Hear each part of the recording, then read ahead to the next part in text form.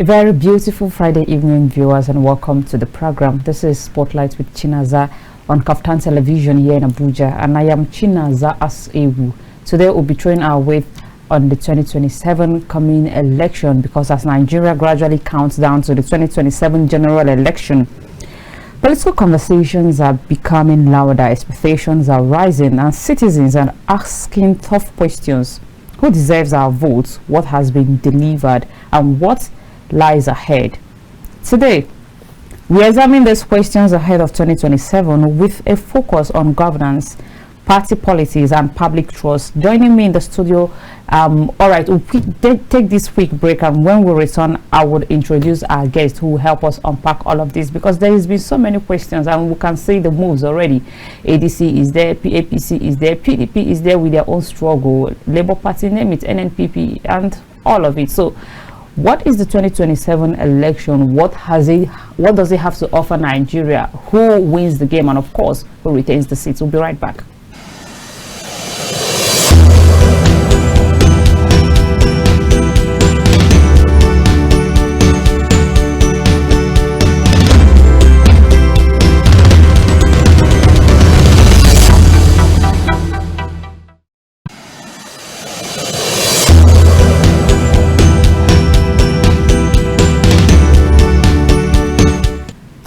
Welcome back from that break, and with me in the studio I'm being joined by Prince Oyelude Oladele, who is Director General Tinubu Shetima Ambassadors TSA. He joins me live in the studio. A very beautiful evening, Prince. I'm glad to have you. Let me begin by saying Happy New Year. You're already looking like the New Year, so I'm wondering. Thank you, Chinaza. Good afternoon. Good evening. Thank you very much for joining us. Let's start straight. Why should Nigerians trust APC come 2027 again?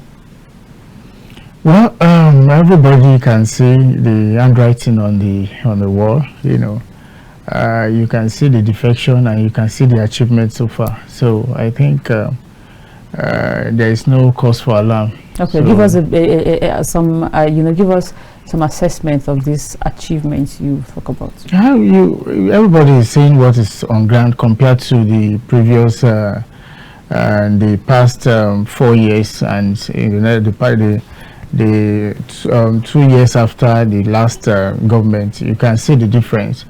Looking at the price of commodities, looking at the reforms, you know, and the positive changes that everybody can attest to presently now. So I think there's still hope, you know, and you know what has been happening before now. You know the situation of the country, most especially during the festive period. You know how everything always looks like, either the fuel queue, the price of commodities, and you can attest to it that everything disappeared during this last festive period. So these are part of the achievement that every Nigerians believes that there will be light at the end of the tunnel, you know, before the next presidential election, before the first tenure of the president. Everything will be in order. Well, a lot of Nigerians will still argue that policies, fantastic, but we're not going to live on policies. We want realities. We want to feel the impact of these policies and reforms. Yeah, the economic reforms is yielding already now. If you see just like I told you, the economic reform has affected the price of commodities in the market. If you go to the market during this festive period, you know how much you buy things. Now, when you're making the comparison, would you say it's better than the previous administration?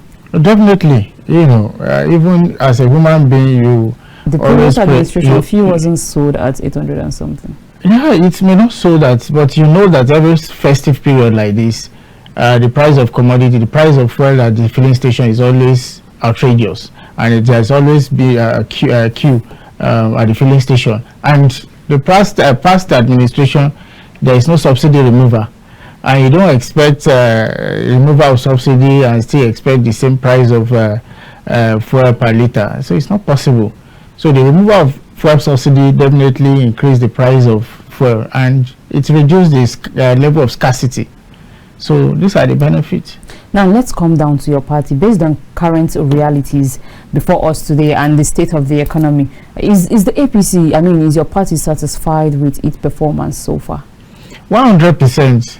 Even the populace, the citizens, and that's why you see everybody trooping to the Progressive Party. Now everybody wants to join, and the registration online is going on now. So many people are calling, even me, they are calling me that how are they going to join, how are they going to register online. So the party what are you registering for? The party, to be a party member, membership registration online. So it's ongoing now. So many people are joining. People that are not partisan initially are joining now. So the party, we are really happy, and the members are happy, and even the non-partisans are also happy. So to join the party. So are the people happy? 100%. Yes. You mean, so when you call your relatives or friends, loved ones today, they certainly tell you that they are happy. Yeah, they certainly tell me situation. That. Yes, they used to tell me that. Well, things Nobody are getting. has ever complained about hardship. They used to tell me that things are getting better. You know, because things are not in order before now. So you don't expect everything to just change overnight. So they keep on telling me that things are getting better. The price of commodity, like the price of a bag of rice before now, is outrageous, and now it has reduced. And this is the major food that we consume in the country. So if we go to the market now, you see the changes. And when Nigerians are seeing the changes in the price of commodities, they believe that things are getting better. So I will know that things will be better. So there is no cause for alarm. Critics will argue that your party, the All Progressive Congress, focuses more on winning an election than governing well. How would you respond to that? That's a big lie, because governance. But why is everybody moving to APC? What's happening in APC? I mean, what's going on? Governance and election victory go in pari passu, and they are now affecting each other. You understand? You plan for an election, and after the victory you govern. So there is no effect, but there is no how each will affect the other. So, and people are coming to the APC because there is no credible opposition on ground, and they believe that the government is doing well, and that's why they are joining the party. So what would you say to those who are scared that that this is beginning to look like Nigeria is stylishly becoming a one-party system? Well, every politician, every political party will always want to have it all, and that's how politics is. So there is no cause for alarm for somebody to be afraid of being a one-party. There's nothing like one-party system. You can wake up tomorrow and say you want to register a political party. You can wake up tomorrow and say you want to pick up one party that has been registered before, just like the ADC. You know, it's not a new party, it has been in existence before. So it's not an issue of one party system. If you cannot make your house comfortable, there's no how you have visitors. There's no how you have guests in an uncomfortable house. So when you make your house habitable, then you have many people joining you, coming to your house, tripping to your house. So, but when you are not putting your house in order, so definitely you cannot. But aside what is going on, what is going on in PDP, there are still other platforms that people are beginning to wonder. Okay, why are they not moving to other platforms? What is really going on in APC? What is APC cheering? What is the hope and belief that APC is selling to these people that make them out of other parties? There is NNPP there is ADC there is APGA there, and every other party. But APC seems to be everybody, as if there is something going on there. No, there is nothing special than the reforms, one, and secondly, there is no credible opposition. Before now, the major opposition in the last 4 years is the People Democratic Party, and in as much there is a topsy-turvy in their means, they are not in order. So there is no how you expect people to move to a third force. Third force, the ADC is more or less like a third force, and it cannot work. So the best place that a reasonable politician that are rooted will want to join is the major ruling party, and they look at the reforms, they look at what is happening, what the government are doing, before they can say, okay, let us join, or maybe let us go and form or join the coalition or form our own party. So the party is doing well. in governance and in the party, because if a political party cannot manage its house, definitely it will be difficult for such party to even govern accurately. So you should be able to manage your political party before you can talk about governance. People have alleged that some members of your party are behind what or some of the issues that is going on in PDP. I mean, it's their they are doing this for the interest of APC to come back 2027. How is does APC that putting fire in the other in its neighbor's how does house? that possible? Is it possible for me to, if you are married now, is it possible for me to come to your house and say I want to disrupt you and your husband? It's not possible unless you create a room for that. So, and there is no way every political party will be looking at how they can grab a member of another party to their own party. So if you create a vacuum for your party really member to move, for APC, definitely that is a plus for us. So there is no issue about that. So if you cannot put your house in order, definitely you definitely lose members. So we are leveraging on the fact that the PDP and the other opposition party cannot hold their house firm. So that's why we are enjoying the defection in our party. Oh, wow, enjoying. Yes, you know, when you use the word enjoy. Yeah, we need what more happens people. tomorrow if your party wakes up and realize that, okay, the main opposition, which happen to be the People's Democratic Party, is beginning to put its house in order, and these people are beginning to run back to the platform? Because if you look at it, this platform in one way or the other has given them has given them leverage to run for maybe House of Assembly, House of Rep. This party have given them platforms to win elections.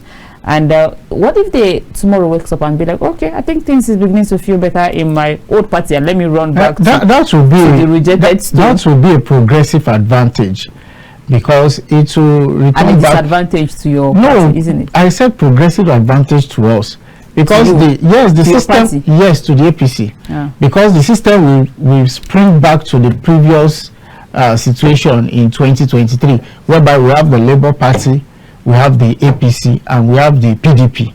So, but currently now, the major opposition party that people are looking at out to is the ADC. So, if the PDP wake up now and begin to develop its house and begin to put its house in order, it is going to be to our advantage, because most people that are in ADC now are PDP members, so they can still split into two.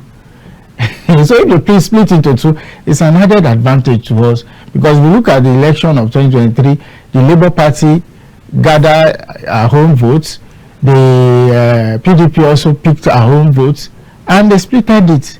So now, if the PDP spring back again, it will be an added advantage to the APC, because it's still the votes of the ADC that will majorly return back to the PDP. So we welcome that. Now, APC is controlling 28 states out of the 36 states of the federation. So I don't know if maybe before we wake up tomorrow, if there will be another defection, which makes it 29 also. I think we are more than 28 now. I think 29 or 30 or thereabouts. Oh, really? We have Plateau State now on board. And it was PDP before, and we are expecting Kano State. You're expecting more in December, the governor of Taraba State joined, and in January, the governor of Plateau State joined. So after Kano, who else is joining? Yeah, we can't say. Anything can happen. You know. But you must have been briefed. Anything can happen. I'm not a party expert. Or maybe there are some people that you're still wooing. Are there people that APC is still wooing? Oh, please come to our party. This is. I don't know. It's not as if APC alone that is winning members. Members are also winning APC. So that is just it. That's the bitter truth. Okay. Members are winning APC. They wish to join the APC. So, and we are very hospitable. Very, very hospitable. You can attest to it. In Plateau State, the governorship candidate of APC in 2023 is the national chairman of the APC now. And for him to allow the governor of Plateau State, that the both contested the seat together to join the APC, so we are very hospitable, and that is a good high regard to the chairman of our party, Professor Nentai. So we are very hospitable. Well, before the next election, we might wake up to hear that, okay, APC has taken over even all the states. Well, maybe. But then, do you believe Nigerians would vote based on performance in 2027, or identity politics still the strategy? Because we can see the jubilation in APC. Oh, we are winning. But have you ever wondered, or have you ever paused to ask, Nigerians, do these people, will they really vote for APC again? Why not? If Nigerians can vote for APC in 2023, when the situation of the country is not even encouraging like the present situation now, so what will stop Nigeria from voting for APC in 2027? So if Nigeria rejects APC, would you accept the verdict? No, there's no it's not possible for Nigerians to never can tell. No, it's not possible, because if you look at 24 hours is a long time. If you look at the situation in 2023, we don't have up to 20 governors, and now we have approximately 30, and the FCT is even part of us. So we are counting like 31 out of 37. But the ordinary Nigerians will decide, don't ordinary Nigerians are also in government. They are also working with governors. They are working with senators. They are working with reps. They are working with House of Assembly members. They are working with local government chairmen. They are working with councillors. So what are we saying? If the governor is coming now, he's coming with all the House of Assembly member, majority of the rep member, majority of the senators, all the councillors, all the local government chairmen, essays, and political appointees. So it's a very big thing for a governor to join your party, and you now be saying Nigerians will decide how many Nigerians are still left behind. When you are essay to the governor, your family also are looking up to you, and you tell them that this is what you want. They should vote for you so that you continue your position. So we are still the Nigerians. They might still want to try new ones. No, it's not possible. It's not possible. There's no party that can defeat Tinubu Shettima in 2027. I can tell you that plainly. There's no political party that can defeat the APC as far as the presidential election is concerned. Well, that's left for Nigerians to decide. Yeah, but you can even see the handwriting on the walls. You know, if you at least if you do your, they might wake up. They might wake up one morning and still change their mind. You don't think so? No, it cannot change in the next. So how come in the next few months now? There will be primaries, so there will be presidential, governorship, and other elected position primaries. So, and after that, there is nothing that can change people's mind. The government is doing well. The reform is giving results right now. There are some people who are still aggrieved with the current government. How are you working towards perhaps changing their mind? Grievances are not, are inevitable in politics, in governance. So most times when even we, most of our support groups are also angry, because most of us are expecting appointment, for our group members. So we are also, but this is politics. If it's not favoring you today, it may favor you tomorrow. So but those that are angry, like you said, are mostly people that work in the previous government, that believe that they should continue after they've witnessed how juicy and how sweet the position they occupy before. So most of the people most of the people that are angry, and some of them try to return back, while some of them are joining the coalition. But when getting to even the coalition, they know that nothing is happening there, and there's nothing that can work out in the coalition, because the coalition is not a real coalition. It was just a mobilization of a group member and the opposition members, because the real coalition happened in 2013 when they formed a party, they registered a new party. But this coalition we are talking about now was an existing political party. So a group member just assembled themselves and joined the existing political party and chased away the leadership of the party. So that's not coalition. It's just amalgamation of aggrieved party members and the oppositions. So is your party going to say a new dreams to Nigeria, or is still going to be the old same dreams that were sold to Nigerians before? As the country move forward, there's no old dreams. There's no old dreams. All the policies of this government are new dreams. before now, there is no economic reform. There is no removal of fuel subsidy. There is no local government autonomy. There are many policies that are not in existence. But there are still a lot of Nigerians who will argue that, okay, this fuel policy, we don't even feel the impact. The policies cannot be felt immediately it's started implementation. When should Nigerians expect policies are gradual things. For instance, when they removed the fuel subsidy, we were still experiencing. This has been 4 years. We were still experiencing queue at filling station. We were still experiencing different pricing. But things are now getting in order. We are having a uniform pricing. There is no deficiency of fuel. There is no queue at the filling station. So policies are gradual process that Nigerians will be experiencing. It's not something that you just wake up, you announce and you start the implementation and Nigerians will begin to see the effect. No, it's not work like that. It's not work like that. It's a gradual process. Now there is light at the end of the tunnel.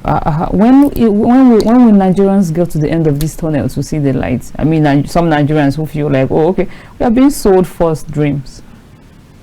That's just what I said. You said the impact cannot be felt in maybe 1 year. There are reforms. Yes. Fine. That's what I'm saying. Okay, when should Nigerians expect to feel the impact? I cannot give the accurate, because when you will be feeling a particular policy may not be the same time I will be feeling it. No, but you should. No, it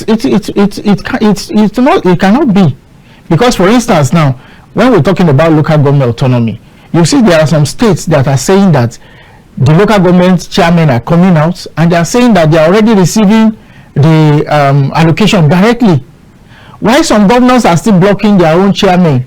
So that's why I say you may not feel it when I'm feeling it. So if my own state now, the chairmen are getting their local government allocation directly, and in another state the governor is blocking it, so definitely you may not feel it that time, while I am feeling it. So policies is not something you can just wake up and say that the effect will be visible to everybody at once. Well, as much as you feel like the current government have done so much or even more, there are still Nigerians who disagree. So in that regard, Nigerians who disagree that this government is not doing enough, and up till now have not decided that, okay, this coming election we are still going to vote the same government to continue. What would you say to them, or what would you tell them to say, oh, okay, this is the reason why you should still vote for the government of Asiwaju Tinubu? Just like I said, there is no Nigerians that can. You mean every Nigeria is in support or have decided? No, that we are not the same. We are not the same. There are some people that even if you are doing the right thing, but because they are eating from the rot before, they cannot accept you. People that are eating the money from the fuel subsidy removal before, do you think they will be happy now that the fuel subsidy has gone? No, they will not be happy. So people like that and people that are working with them, people that are eating with them, their families will not be happy with the situation.